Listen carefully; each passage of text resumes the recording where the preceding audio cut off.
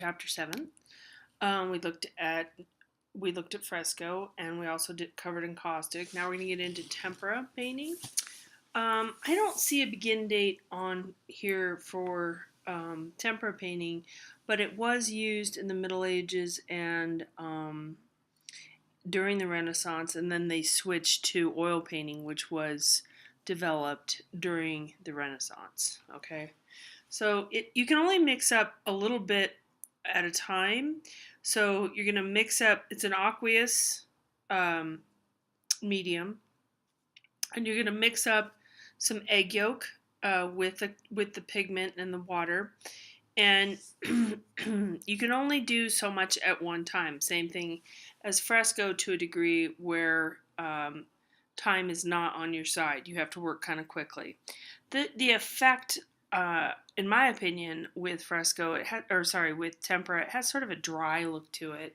It doesn't look very soft or luminous or rich, or it has no real depth to the color. It's very flat.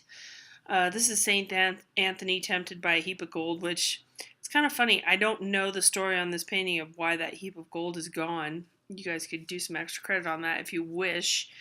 But we don't have any perspective going on here. It's very primitive. And also we have this funny looking desert because no one in Italy or any of Europe had been to the desert. So they're just trying to figure out what that looks like. So it's kind of amusing to us. Anyway, this is gold, tempera and gold on wood. He has a golden crown here. A more modern master, again, like I said, mid-century, bringing back the old is just as interesting as doing something new. So Jacob Lawrence decides to use this medium, and he's working with tempera on board. That's what works best for tempera. It was not a great canvas medium. It tends to crack. But here we are with a tempera piece by him.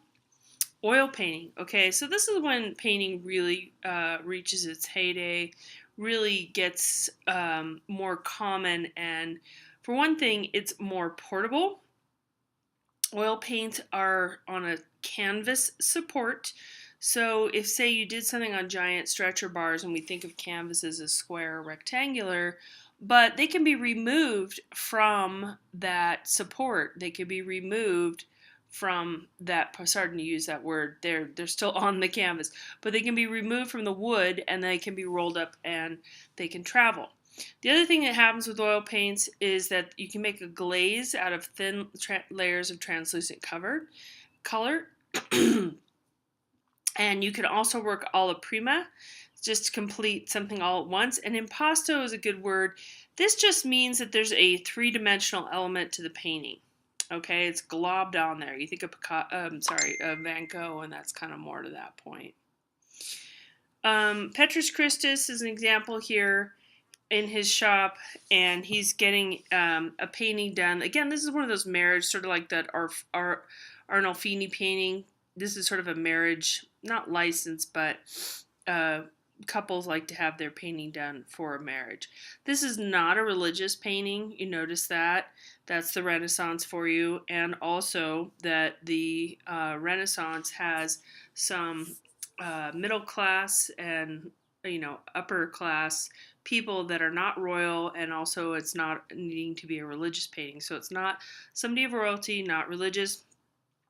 Notice the depth of the colors and the beautiful complex colors.